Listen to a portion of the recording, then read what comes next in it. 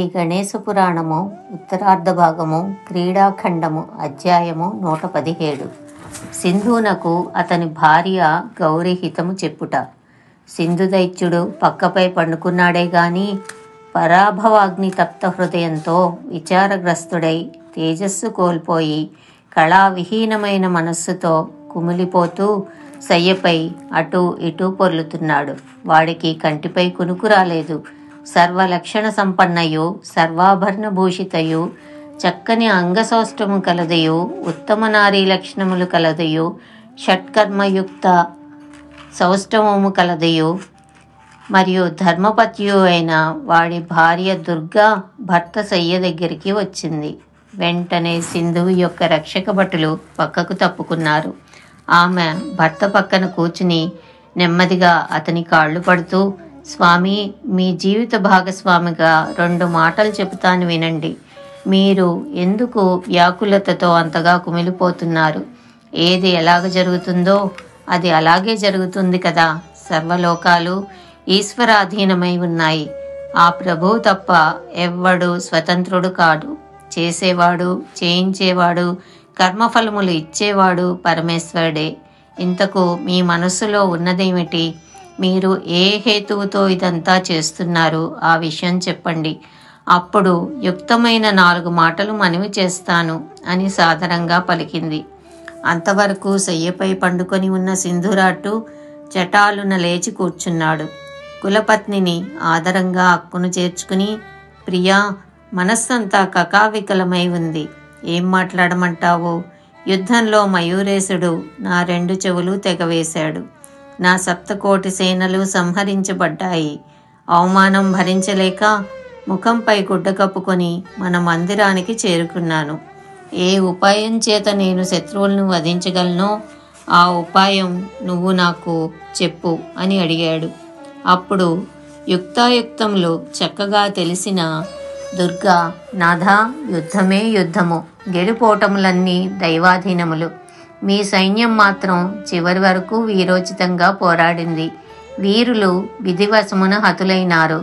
నేను ఒక్క రహస్యం చెబుతున్నాను, కోపగించక నేను చెప్పేది సావధానంగా వినండి. గోబ్రాహ్మణ సురశత్రువులకు ఎట్టి పరిస్థితుల్లోనూ కీర్తి రాదు. వాళ్లను ద్వేషించిన వారికి శుభం కలగదు. దేవతలను సేవించాలి, వారికి వందనములర్పించాలి, ధాన్య స్మరణ పూజాదులతో వారిని ప్రసన్నం చేసుకోవాలి. ఇంద్రాది దేవతలు వారి స్వస్థానాలు తిరిగి పొందాలి. ఆయా స్థానాల్లో వారు స్థిరంగా ఉండాలి. వాళ్ళు శుభాశుభ ఫలప్రదాతలు. వాళ్లను సేవించటం వలన సర్వభూతాలకు అభీష్ట సిద్ధి కలుగుతుంది. మనం ఎలాంటి బీజం వేస్తే అలాంటి మొక్కే లేస్తుంది. అశుభ కర్మల వల్ల దుఃఖం, శుభకర్మల వల్ల సుఖం కలుగుతాయి. అందుకే తత్పురుషులు ఎల్లప్పుడూ సత్కర్మలనే చేస్తారు. సర్వప్రాణకోటికి త్రికడన్ శుద్ధిగా హితం చేసేవాడు 4 పురుషార్థాలకు తప్పకుండా సిద్ధిస్తాయి. పరోపకారాసక్తత, పరుల యందు దుష్టత్వం చూపకుండా ఉండడం, పరులను నిందించకుండా ఉండడం, పరులను వంచకుండా ఉండడం, ఇవి సల్లక్షణాలు. వీటిని అలవర్చుకుని మంచిగా మారండని మీ ప్రియసఖినైన నేను మిమ్మల్ని మనసారా కోరుకుంటున్నాను. నా మాట మన్నించి దయచేసి బందీలుగా ఉన్న దేవతలందరినీ వెంటనే విడిచిపెట్టండి. మయూరేశుడు దయాసాగరుడు, మనలను తప్పక క్షమిస్తాడు. మీరు అలా చేస్తే అందరం సుఖపడతాము, లేకపోతే దుఃఖాల పాలవుతాము అని హితవాక్యములు పలికింది. ఆమెను మరికొద్దిగా దగ్గరకు చేర్చుకుని, ప్రాణసఖి, నీ సంస్కారం పురస్కరించుకుని నువ్వు హితవాక్యాలు చెప్పావు. నీ వాక్చాతురతకు, నీ తెలివికి నేనెంతో సంతోషిస్తున్నాను. కానీ ఒక్క మాట చెబుతున్నాను, మానవంతుడగు ధీరుడెవ్వడు శత్రువులను కొలవడు. మంచో చెడో ఫలితం ఎలా ఉన్నా మధ్యలో విరమించడం ధీర లక్షణం కాదు. మధ్యలో రాజీ పడ్డం మృత్యువుతో సమానం. సంధి ప్రయత్నం ఆదిలోనే విఫలమైంది. ఇప్పుడు గతించిన దాని గురించి చర్చించడం అనవసరం. ఎలాగ జరుగుందో అలాగ జరగక మానదు. యుద్ధంలో వీరోచితంగా పోరాడి మరణించిన వాడికి వీరస్వర్గం వస్తుంది, లేక గెలిస్తే సర్వసుఖాలు అనుభవిస్తాడు. ఇప్పుడు వెళ్ళి అతడి కాళ్ళు పట్టుకోవడం నరక సమానం. ప్రియా, మయూరేశుడు దేవదేవుడని నాకు తెలుసు. మయూరేశుని చేతిలో నాకు మరణం తథ్యమని కూడా తెలుసు. నా శిరస్సు అతడు తెగవేస్తాడని నాకు ఖచ్చితంగా తెలుసు. శూరుడు ప్రాణాలైనా విడుస్తాడు కానీ తన అభిమానమును చంపుకోలేడు. నా మరణానికి తొలిమెట్టుగా అతడు నా చెవులను తెగవేశాడు అని చెప్పి విలువైన వస్త్రాలు, ఆభరణాలు, కేయూరాలు, హారాలు ధరించి యుద్ధమునకు సిద్ధపడి భద్రాసనంపై కూర్చున్నాడు సింధుదైత్యుడు. 117వ అధ్యాయం సమాప్తం.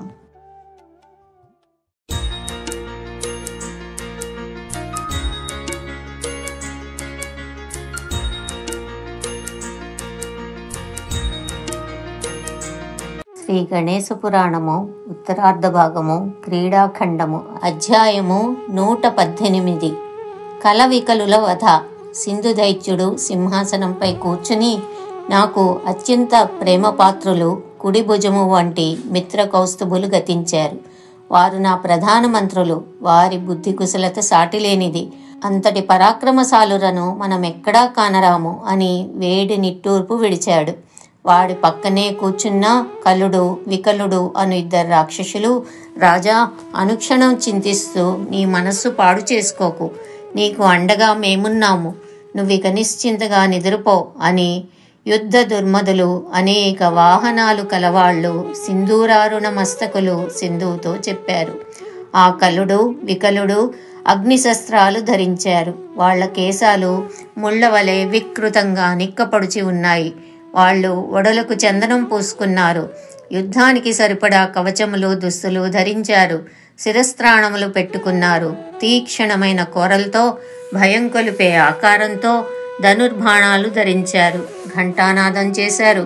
వాళ్లతో కూడా అనేక దైత్యవీరులు యుద్ధ సామగ్రితో, శస్త్రాస్త్రములు ధరించి అమిత క్రోధంతో యుద్ధభూమిలో ప్రవేశించారు. షడాననాది మహావీరుల మధ్య కూర్చున్న మయూరేశుని చూశారు దైత్యవీరులు. మయూరేశుని అసంఖ్యాక చతురంగ బలాన్ని చూశారు. ఒక దూత ద్వారా ఆ దైత్యులు తమతో యుద్ధం చేయడానికి వచ్చినట్లు తెలుసుకుని కలవికలతో యుద్ధం చేయడానికి సిద్ధపడ్డారు.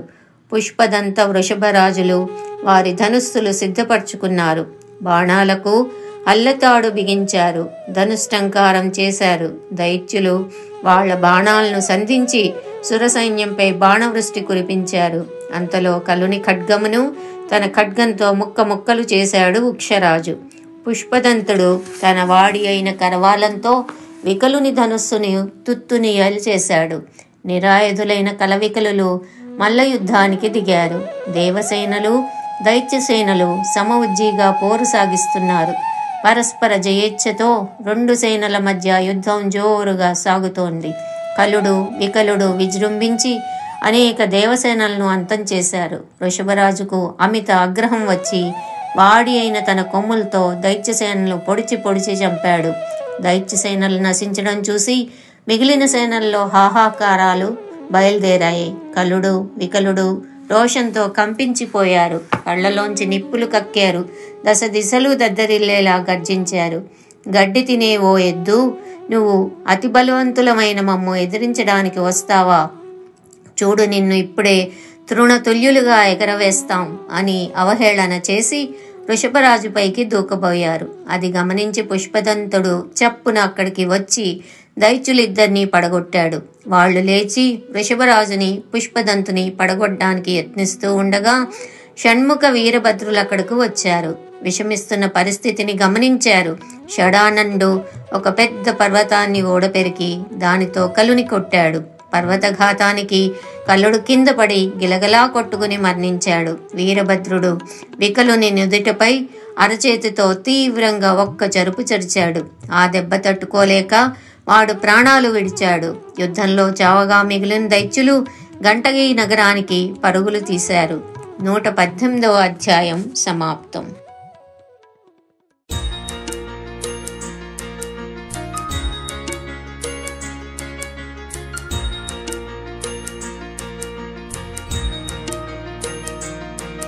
శ్రీ గణేశ పురాణము ఉత్తరార్ధ భాగము, క్రీడాఖండము, అధ్యాయము 119. సింధుపుత్రుల వధ. దేవసేనలను దెబ్బకొట్టడానికి వెళ్ళిన కలుడు వికలుడు కడతేరిన విషాద వార్త సింధుదైత్యునకు తెలిసింది. వాడు సింహాసనంపై కూలబడి తలపట్టుకొని కూర్చున్నాడు. వాళ్ళిద్దరూ మహాసూరులే కాక భార్య తోబుట్టువులు. షడానన వీరభద్రుల చేతిలో కలవికలులు మరణించారని విని మయూరేశుని గురించి తీవ్రంగా ఆలోచించాడు సింధువు. ఇకపైని దేవతారిపులను అంతం చేయడానికి మయూరేశుడు ఏం చర్య చేపడతాడో అని దీర్ఘంగా చింతిస్తూ కుమిలి కుమిలి మూర్ఛపోయాడు. అతి పరాక్రమవంతులైన సింధుపుత్రులిద్దరూ తండ్రి దగ్గరకు వచ్చారు. అంతలో సింధునకు తెలివి వచ్చింది. వాళ్ళు తండ్రితో, ఏమిటి తండ్రి ఇది? మీ బోటి సూరులు వీరుడు శివకుమార్నకు భయపడి విషాద వదనంతో కూర్చోవడమేమీ బాగలేదు. ఇంతకు మా మేనమామలు గతించారనా మీ దిగులు? మా మామలు యుద్ధంలో వీరోచితంగా పోరాడి గొప్ప వీరులన్న కీర్తి ఆర్జించారు. ఎందరో శత్రువీరులను పరుగులు తీయించారు. మీరు మాకు అనుజ్ఞ ఇస్తే మేము యుద్ధంలో పోరాడి మా బలపరాక్రమాలు చూపుతాం. శత్రువులను సంహరిస్తాం, లేదా మరణిస్తే వీరస్వర్గం పొందుతాం. మేము జీవించి ఉండగా మీరు చింతాక్రాంతులై కూర్చోవడం మేము చూడలేము. గతంలో మీరు యుద్ధం చేసి ఇంద్రాది దేవతలను ఓడించి వాళ్లను కారాగృహాల్లో బంధించలేదా? అలాగే మేము కూడా పోరాడి మీ శత్రువు తలకాయ నరికి దానిని మీకు చూపుతాం, లేదా మా ముఖం మీకు చూపం అని ఉత్తేజంగా పలికారు. పుత్రుల మాటలకు సింధువు సంతసించి, అయితే వెళ్ళండి, యుద్ధం చేయండి, విజయం పొంది శత్రు శిరమును ఖండించి తెచ్చి నాకు చూపండి అని పుత్రులను ప్రోత్సహించాడు. వాళ్ళు తల్లిదండ్రుల పాదాలకు నమస్కరించి వాళ్ల ఆశీస్సులు పొందారు. సింధు దైత్యుని ఇరువురు పుత్రులు 10 కోటి సంఖ్య గల ప్రత్యేక సైన్యమును వెంట పెట్టుకుని రథ తురగ హస్తి పదాతులతో కూడిన సైన్యముతో యుద్ధానికి బయలుదేరారు. చేతులతో చురకత్తులు ధరించి జాతి గుర్రములను అధిరోహించి యుద్ధ నిపుణులైన అశ్వికులు బయలుదేరారు. రథాలపై జయపతాకాలను ఎగురవేసి రధికులు బయలుదేరారు. ఘీంకరిస్తూ మదపుటేనుగులు బయలుదేరాయి. వీటి మధ్య నానాలంకార భూషితుడై వివిధ ఆయుధములను ధరించి కవచ కిరీటధారులై ప్రత్యేక వాహనాలపై ఆసీనులై ఉన్నారు సింధు దైత్యుని పుత్రులు. వారిని ప్రోత్సాహపరుస్తూ వాద్యకారులు రణభేరీలు వాయించారు. ఇలా యుద్ధ భూమిలో ప్రవేశించిన దైత్యపుత్రులను వారి వెంటనున్న దైత్యసేనమును చూశారు వీరభద్రాదులు. మయూరేశుని ప్రేరణతో వీరభద్ర షణ్ముఖులు యుద్ధ భూమిలో ప్రవేశించారు. హిరణ్యగర్భుడు భూతరాజు కూడా దైత్యసేనలతో యుద్ధం చేయడానికి సిద్ధమయ్యారు. వారి వారి లెక్క కందనని సేనలను కూడగట్టుకుని ఇరుపక్షాల వారు యుద్ధం ప్రారంభించారు. యుద్ధం ఘోరంగా సాగుతోంది. కొందరి శిరస్సులు, కొందరి కాళ్ళు, కొందరి చేతులు తెగి కింద పడుతున్నాయి. యుద్ధ భూమిలో పైకి లేచిన ధూళి సూర్యుని కప్పివేయట వలన అంతటా అంధకారం అలుముకొంది. శతగాత్రులు కొందరు బాధలు భరించలేక కేకలు వేస్తున్నారు. యుద్ధం భయానకంగా సాగుతోంది. ఉభయ సేనలు హెచ్చుగా నష్టపోయాయి. సింధు దైత్యుని పుత్రులు మయూరేశుని దెబ్బతీయడానికి ముందుకు దూసుకుని వచ్చట గమనించిన మహాబలశాలి అయిన కార్తికేయుడు ఒకడిని తన కుడి చేత్తోనూ రెండవ వాడిని ఎడం చేత్తోనూ పట్టి వాళ్లని గిరగిరా తిప్పి నేలకేసి బాదాడు. వాళ్ల దేహాలు నుగ్గు నుగ్గైనాయి. మయూరేశునకు జయము, మయూరేశునకు జయము అన్న జయ జయ ధ్వానాలు మిన్నుముట్టాయి. కార్తికేయుడు, వీరభద్రుడు, నందీశ్వరుడు, పుష్పదంతుడు మయూరేశుని వద్దకు వచ్చి చేరారు. వారినొక్కొక్కరిని ఆలింగనం చేసుకున్నాడు మయూరేశుడు. సైన్యము వాటి స్థావరాలకు వెళ్ళిపోయింది. 119వ అధ్యాయము సమాప్తం.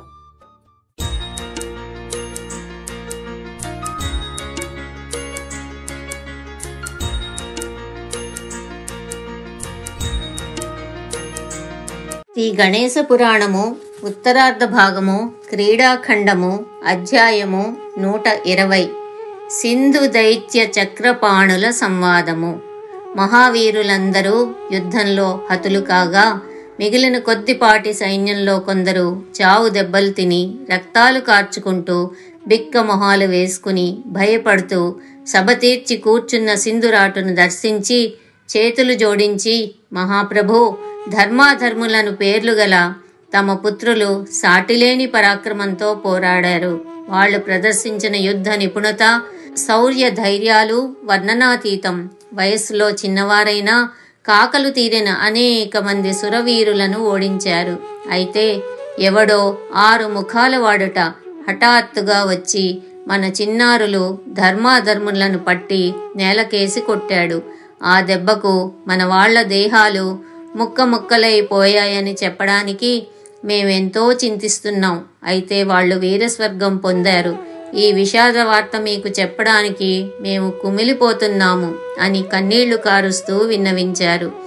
ఆశనిపాతం వంటి ఆ వార్త సింధు దైత్యుడు శోక సముద్రంలో మునిగిపోయి నిశ్చేష్టుడయ్యాడు.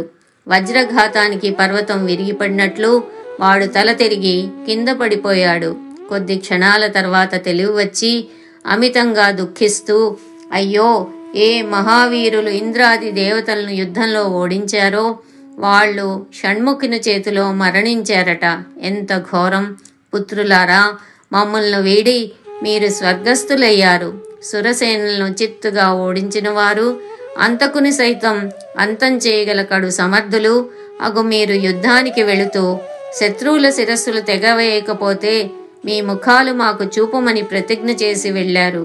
మీరు షడానని చేతిలో ఎలా సంహరింపబడ్డారు?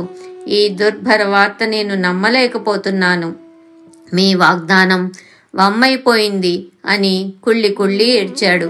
అంతఃపురంలో ఉన్న దుర్గకు ఆమె చెలికత్తెలు ఈ ఘోర వార్త తెలియపరిచారు. నిర్మలాకాశం నుండి పిడుగుపడినట్లు ఈ దుర్భర వార్త ఆమె చెవిన పడగానే పెనుగాలికి అరటి చెట్లు విరిగి పడినట్లు ఆమె సయ్యపై కూలపడిపోయింది. గుండెలు బాదుకుంటూ ఆమె భూమిపై పడి పొర్లడం మొదలుపెట్టింది. ఆమె కొప్పు విడిపోయింది. కట్టుకున్న బట్ట ఊడిపోయింది. తల బాదుకుంటూ ఆమె అమితంగా ఆక్రోశించింది. కన్నీరు మున్నీరై రోదిస్తూ ఉంటే కంటికి పెట్టుకున్న కాటుక కరిగిపోయింది. ఒడలుపై వస్త్రం ఉందో లేదో అన్న స్పృహ కూడా లేకుండా పోయింది. ఆమె అంతఃపురం రోదనలతో నిండిపోయింది. ఇంతమంది సూరులుండగా నా చిన్నారులను ప్రేరేపించి పంపారు. మన్మధుని బోలిన చక్కదనం, బృహస్పతి వంటి బుద్ధి కుశలత కల నా చిట్టి తండ్రులు నన్ను విడిచి వెళ్ళిపోయారు. నా ఆశీస్సులన్నీ వృధా అయిపోయాయి అని ఆమె వెక్కి వెక్కి ఏడ్చింది. ఆమె విషాదాశ్రులకు అంతు కనబడ్డం లేదు. నా బిడ్డలు లేకుండా నేను బతకలేను. నేను కూడా వాళ్ళ దగ్గరికి వెళ్ళిపోతాను అంటూ భూమిపై పడి ఏడ్వసాగింది. ఆమె సఖీజనులు, నగరవాసులు ఆమెను ఓదార్చి, అమ్మా, దుఃఖించకు. ఎంత దుఃఖించినా తల్లి, వెళ్ళిపోయిన వాళ్ళు తిరిగి రారు కదా. వాళ్లకు మన గోడు వినబడదు. అమ్మా, హనుమంతుడు, పరశురాముడు, అశ్వత్థామ మొదలగు చిరంజీవులు తప్ప బ్రహ్మ సృష్టించిన వారిలో గతించని వారెవరు? అంచేత దుఃఖించి ప్రయోజనం లేదు. క్షీణే రుణానుబంధే స్త్రీ పుత్ర పశురేవచ. పత్నులు, పుత్రులు, పశువులు రుణంతో ముడపటి ఉన్నవారు ఆ రుణం కాస్త తీరిపోగానే గతిస్తారు అని పెద్దలు చెప్తారు. కాబట్టి వాళ్ల కోసం శోకించడం వలన ప్రయోజనం లేదు. యథా కాష్టం కాష్టంచ అన్నట్లు నదిలో కొట్టుకుని పోయే కర్రలలాగా కలిసి ప్రవహిస్తాం, తర్వాత విడిపోతాం. తల్లిదండ్రుల యొక్క తనయుల యొక్క సంబంధం అంతే. చెట్టుపైన పిట్టలు రాత్రంతా ఆ చెట్టుపై ఉంటాయి. తెల్లవారగానే వేటి దారిన అవి ఎగిరిపోతాయి. వాస్తవానికి మన జీవితము అంతే అని అనేక విధాల ఓదార్చి ఎవరి దారిని వారు వెళ్ళిపోయారు. శోకించి శోకించి దుర్గశయ్యపై వాలిపోయింది. సింధు దైత్యునకు రోషంతో రక్తం ఉడికిపోయింది. ప్రతీకారాగ్ని వాణ్ణి దహింపచేయసాగింది. వాడు తటాలన లేచి నిలబడినాడు. యుద్ధమునకు కావలసిన దుస్తులు ధరించాడు. ఆభరణాలతో అలంకరించుకున్నాడు. కవచ శిరస్త్రాణాలన్నీ ధరించాడు, శస్త్రాస్త్రాలు ధరించాడు. మహాభయంకరంగా వాడు అరిచాడు. గుర్రంపై ఎక్కి కూర్చున్నాడు. సేనలను సమాయత్తం చేశాడు. చేతికి ధరించిన వీర కంకణంతో విరాజిల్లుతూ వందిమాగతుల స్తుతి వాక్యాల మధ్య యుద్ధానికి సిద్ధమయ్యాడు. ఆ సమయానికి వాడి తండ్రి చక్రపాణి అక్కడకు వచ్చాడు, పుత్రునకు హితబోధ చేయడానికి. సింధు, నేను యథార్థం చెప్తున్నాను విను. నువ్వు మదగర్వంతోనూ ధనగర్వంతోనూ విర్రవీగిపోతున్నావు. మంచి చెడ్డలు పెద్దలను అడిగి తెలుసుకోవాలి. శుభం కలగాలని కోరుకునేవారు ఎంత మాత్రము అశుభములను ఆచరించరాదు. నీచ కర్మలు చేస్తే నాశనము, శుభకర్మలు చేస్తే పుణ్యము కలుగుతాయి. నాయనా సింధు, చిన్న నిప్పురవ్వ పడితే ఎలా సర్వము దగ్ధమవుతుందో అలా చిన్న దోషం వల్ల ఉన్న కాస్త పుణ్యం నాశనమైపోతుంది. నువ్వు దేవతలను నిష్కారణంగా బంధించావు. దానివల్ల నీకు లాభం కలగదు.